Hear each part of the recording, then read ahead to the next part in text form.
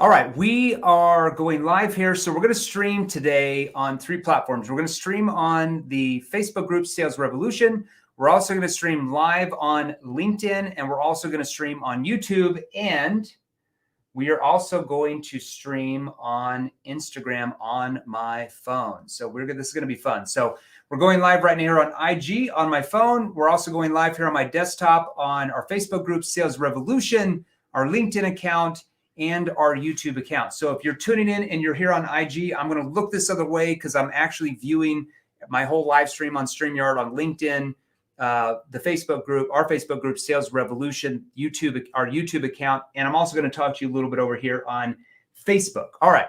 Or on IG. I apologize. All right. So today we're going to go over, if you're in sales, if you're a salesperson, if you're a coach, if you're a business owner, an entrepreneur, and you get a lot of people early on in your sales conversations or calls, or maybe they're on Zoom or on the phone, doesn't really matter, in person, and you get a lot of resistance in the beginning, and they say things like, you know what, can you just get to the point? Or can you just tell us what your price points are? Or, you know what, I don't have much time. Maybe we could reschedule. Or they just give you some type of resistance. Or they say, I'm looking over here at you at IG right now. Or they might even say, can you just send me a proposal? Or can you just send me more information? If you're getting that objection a lot within the first 2 or 3 or 4 minutes of your sales calls, conversations, Zoom appointments, whatever device you're on, or if you're in person, there's certain words you're using and questions you're not asking that's actually triggering your prospect to react to you that way.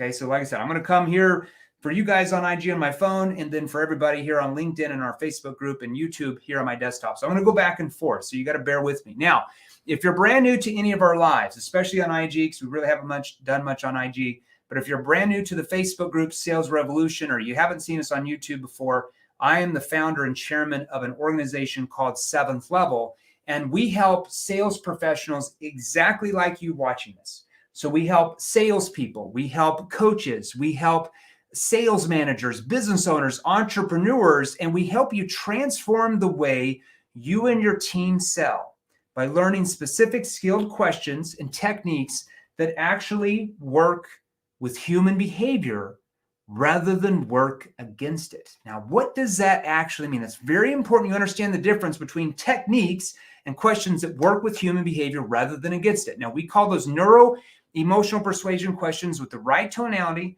that put your prospects at ease, eliminate sales pressure. And that's what we're going to talk about today. How do you eliminate sales pressure from your conversations and get your prospects to want to open up to you, to want to engage with you? Now, along the way, if you want to know more details about how we can help you sell a lot more of your products and your services than you are now, like we have for thousands of clients. Folks, we have over 4,000, things like 4,112 testimonials in the last 2 years since we started training salespeople. These are big testimonials, not Jeremy's hair looks cool, or I really like the program, but these are people just like you that went from $3,000 a month or $5,000 a month to 10 or 15 or 20 or even 30, or they went from $8,000 a month to 25,000 a month, or they went from 12,000 a month to 30 or 40 or 50,000 a month in commissions, and hundreds of different industries at this point. So if you want to be like those people that are just normal people like you, in the comments section, on the Facebook group Sales Revolution, or if you're on LinkedIn, or if you're on YouTube, or if you're over here on my phone on IG, in the comments section, just post hashtag NEPQ, post hashtag NEPQ, and either myself, our Vice President Marco, or our CEO Matt will message you more details to see if we can help you as well. Now, as well, if you're on the live right now, in the comments section, wherever you're at, because we're on 4 different platforms streaming right now, in the comments section on IG, LinkedIn, YouTube, Facebook group, I want you to go and post hashtag. I want you to go post hashtag live. So if you're on the live right now, go post hashtag live. I want you to go post hashtag live, whatever platform you're on. IG, post hashtag live. LinkedIn, post hashtag live. Facebook group, post hashtag live. If you're on the replay, go down in the comments section and post hashtag replay. So if you're on live, go post hashtag live. If you're on the replay, go post hashtag replay. Okay. Now, you see on your phone the heart button or the like button. I want each of you to go smash the heart button several times. I want each of you to smash the like button. So go smash the heart button, smash the like button. The reason why we have you do that is it creates more engagement here on IG on my phone or in our private Facebook group. We have almost 11,000 people in there now for the past 8 months. Creates more engagement, and more people are able to see this training in our Facebook groups, on IG, on LinkedIn, on YouTube as well. All right. Enough of the boring guy over here. You don't care about me. You care about this. All right. So I want you to write this down.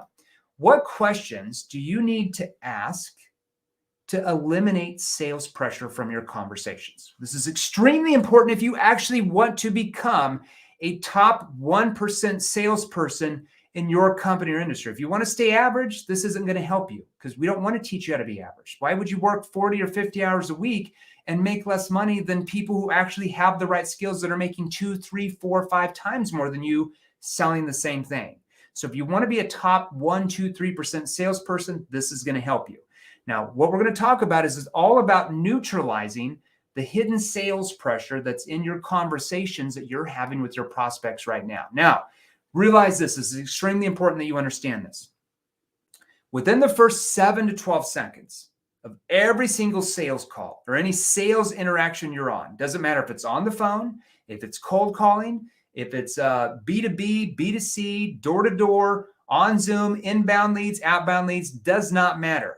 Your prospects are subconsciously picking up on your verbal and nonverbal cues from your tonality and what you are saying and or asking or not asking that triggers their brain to react in one of two ways.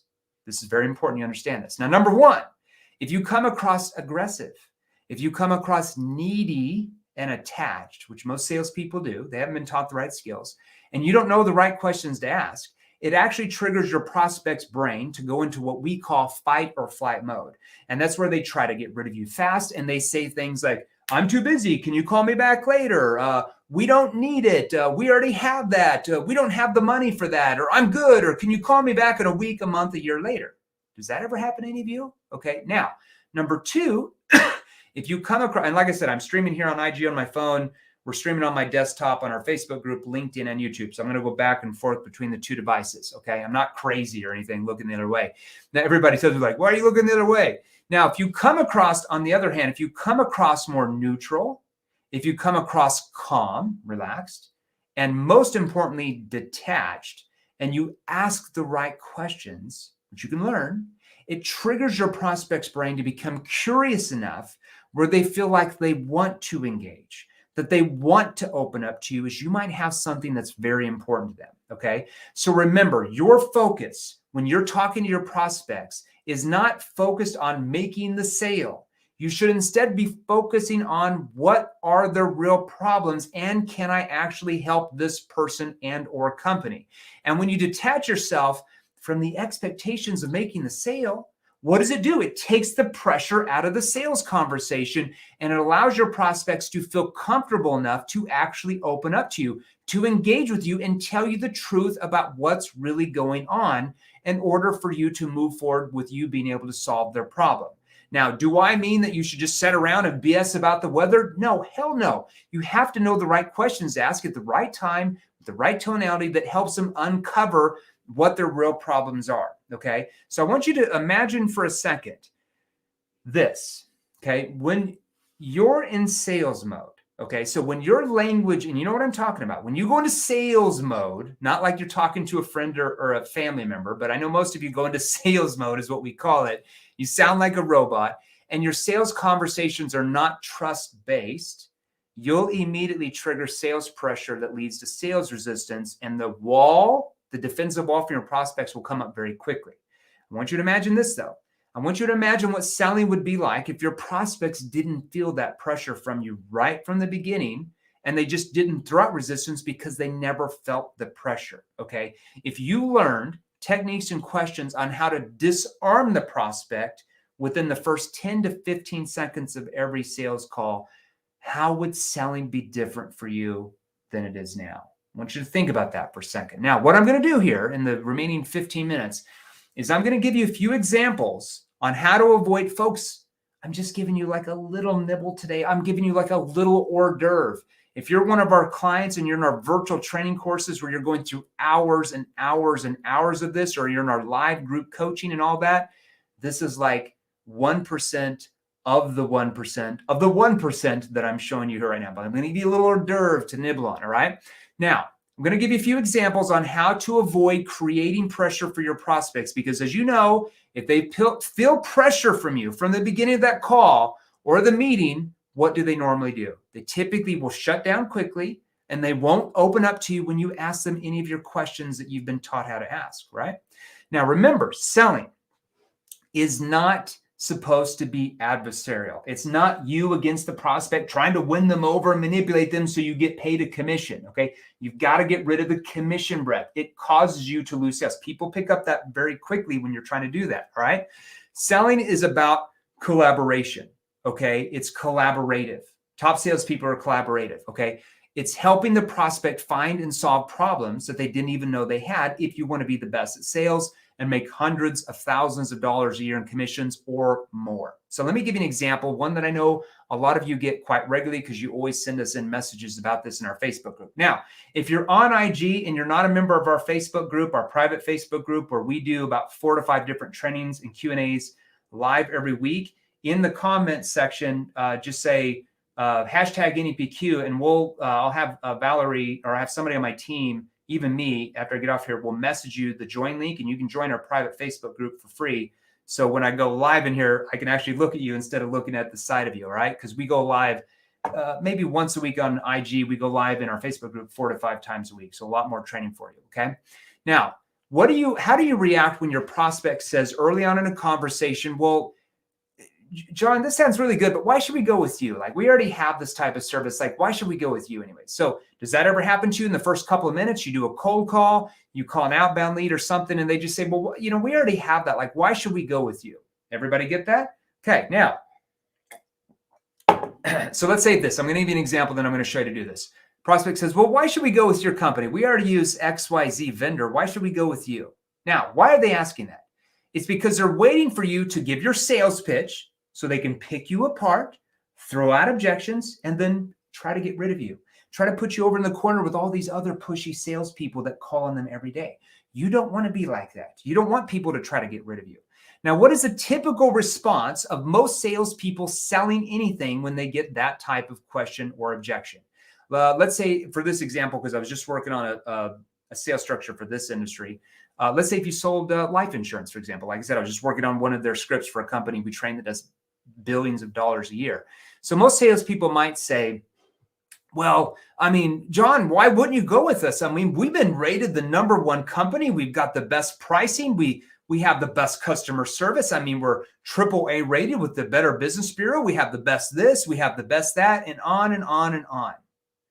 Can you see how most salespeople just list the benefits and features of their solution, close their eyes, and hope and pray that something they say and all that is just going to magically stick, and the prospect's going to be like, oh, great, that's a good reason for me to go with you. As we know, when you do that, most people just reject you, throw out resistance, and then try to get rid of you. Because after all, how many salespeople that try to sell you something say that they have the 5th best product in the market? Nobody.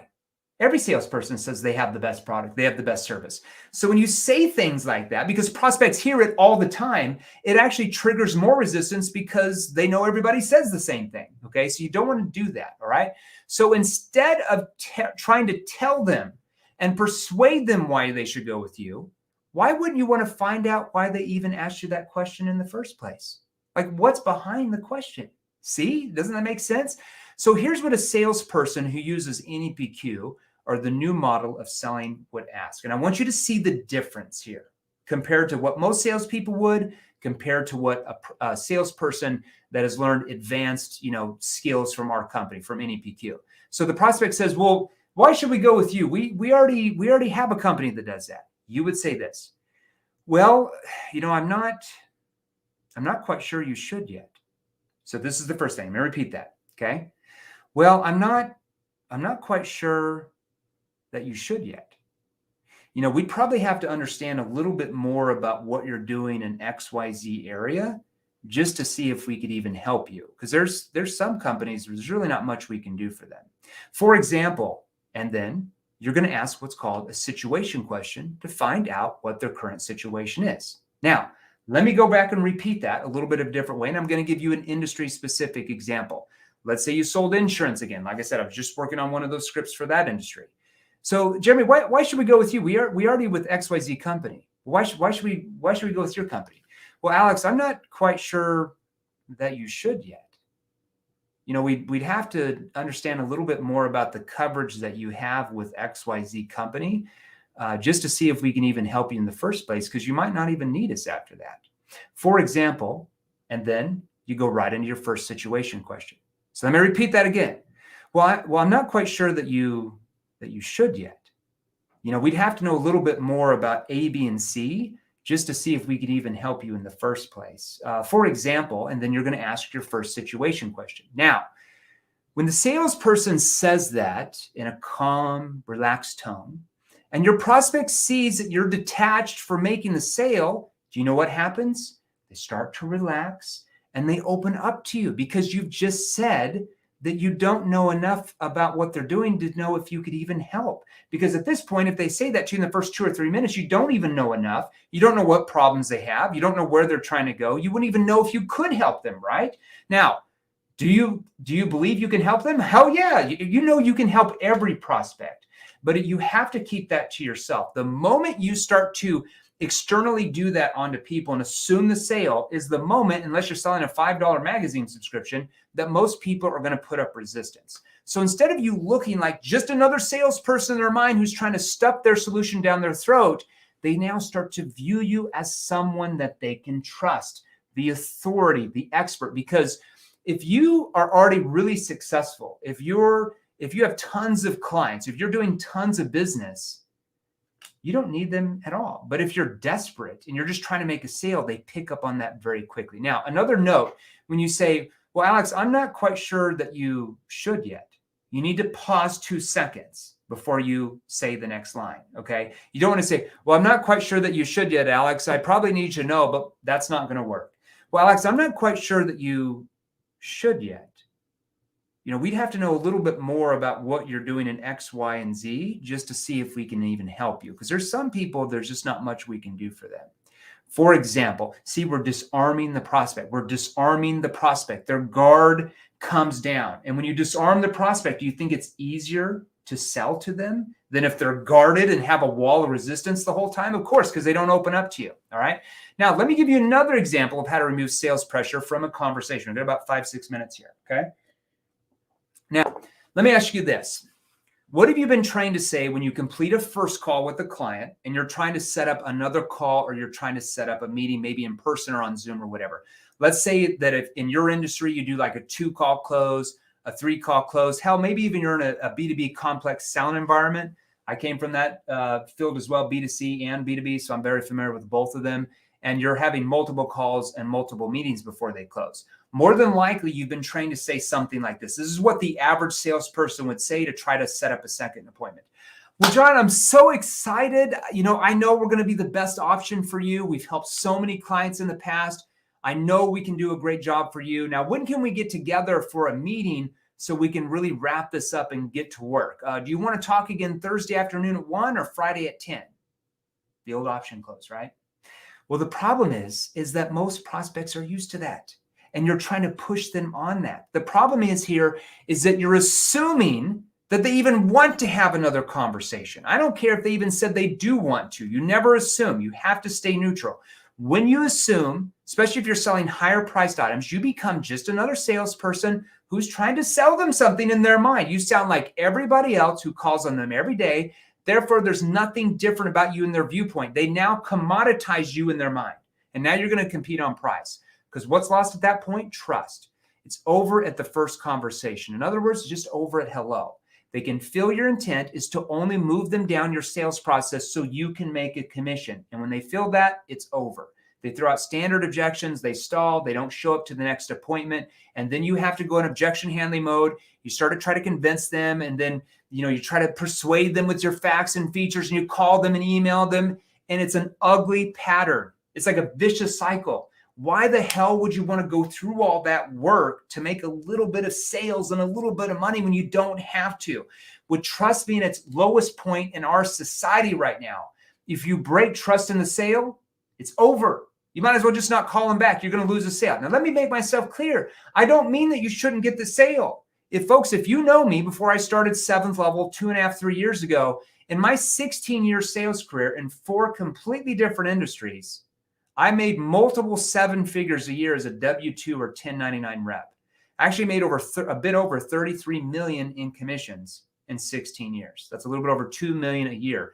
The first 3 or 4 years, I was just trying to figure it out. Okay, so that's mainly the last like 12 years that I made that type of money, 10 years, okay? So do you think I was out to get the sale on every sales call, making 33 million commissions in 4 different industries in 16 years? Folks, I worked for the company. I was a W-2 rep. I didn't own the company. Hell, if I owned the company, I would have made 20 times more than that, okay? So of course I was out to make the sale, but I kept that to myself. I was focused on helping my prospects find problems that they didn't know they had and help them solve those problems. And when you become a problem finder and problem solver, you get paid a lot of money to do that. People will throw money at you to do that, okay? So you have to keep your agenda yourself. You have to focus on them and solving their problems, which means you get the sale. So let's go back to that scenario. We're going to focus now at the end of the call. This is the right way you want to say this to set up a second call, maybe a demo, maybe a proposal. It just depends on the industry you're in. Now, some of you might be in a one-call close and you wouldn't even use this part here. It just depends on what you're doing, okay? So at the end, if you're wanting to set up a second appointment. So John, I enjoyed the conversation. That kind of clears things up about possibly what's going on. Would it be appropriate for us to have a second call to kind of go over the XYZ area of that to see if it would fit into what you might be looking for? See how I did that? Now, here's another version. Sally, does it make sense for us to have another call to see if what we're doing would fit into what you and the board might be looking for? John, would it make sense for us to have a second call to see if what we're doing would fit into what you and your spouse might be wanting? Or how about this? Let's say if you're more of a complex selling environment with multiple decision makers, you want to meet with the board, you want to pull the other decision makers in. John, would it make sense for us to have another meeting to go over the proposal with your board on some of the challenges and issues that you had mentioned you're having now and how we might be able to solve those for you like we've done with other clients to get your company where they're wanting to go? Would that help you? See how I did that? Let me repeat that. John, would it make sense for us to have another meeting to go over the proposal with your board on some of these challenges that you had mentioned you're having now and how we might be able to solve those for you like we've done with other clients to kind of get your company where it's wanting to go? Would that help you? Now, how do you think your prospects are going to respond? Nope. It would not be appropriate for you to see if you can help us. Of course, they're going to say that. Of course, they're going to set up another call because you've asked for their permission and you didn't assume they even wanted another call. You're simply asking them if it's appropriate to have another call to see if you can help. How much sales pressure is in that? 0. So what happens next? Your prospects will instantly differentiate you from every other salesperson who's trying to sell them something every day. This is what happens when you understand the right questions and know how to work with human behavior. They'll be shocked because no other salesperson ever treated them that way. You, the salesperson, are actually open to the truth of what they might have to say. So they start to view you as the trusted authority, the trusted expert, whereas they view all these other salespersons as just trying to sell them something and they try to get rid of them. Folks, you don't have to be in that field. You want to be viewed as the trusted authority or expert, okay? Your prospect will start to open up to you. What we're doing here is we're humanizing the sales conversation early in the conversation. They feel your intent that you're there to see if you can help. A lot of people are going to say, so what's the next step or how do we get started with you, okay? Now, it's very important also as well that when you eliminate sales pressure is you have to manage your demeanor. And we don't have time to go into tonality training right now. We'll do that in the Facebook group. So if you haven't joined the Facebook group, you can join the Facebook group for free here. Valerie will post that here for you. When you join the Facebook group, we let you join for free. There's like a 2-question survey. So we find out what industry you're in, what products or services you sell. It helps us train you better so we know what's going on.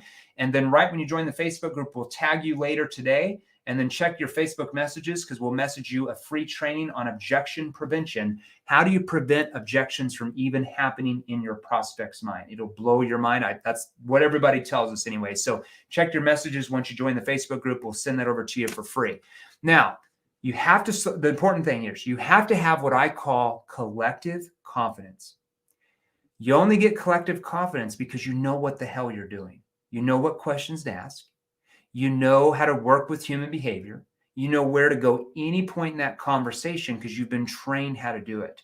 If you don't have that collective confidence, you come across more robotic, you come across more scripted, and you think your prospects notice that. Do they pick up that from you? Hell yeah, they do. Okay. So you have to be calm, relaxed, and they will become open to what you're offering and look at you as more of the authority figure, the expert who can get them where they want to go. No sales pressure equals far more sales, far more money for you, for your company to work with, for your family. Now, do I mean you just sit around and BS about the weather? No, it is a skilled conversation. Okay. So if you want to learn about having those skilled conversations and know exactly what questions to ask at the right time of the conversation with the right tonality, the right delivery of the questions, in the comments section, I don't care if you're on IG, if you're on LinkedIn, if you're on YouTube, if you're in our private Facebook group, Sales Revolution, because we're streaming live in all 4 of those areas on my phone and on my desktop.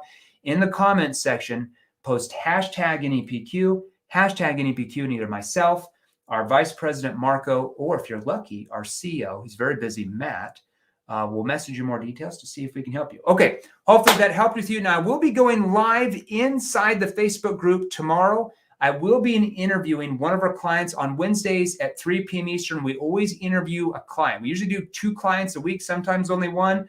We're going to interview a gentleman that just got started in the training in our NEPQ virtual training courses, our advanced NEPQ 3.0, 3 months ago. I think this is his 3rd month. And in his 2nd month, he was already doing well. He was already making about 10 to 15 grand a month in commissions.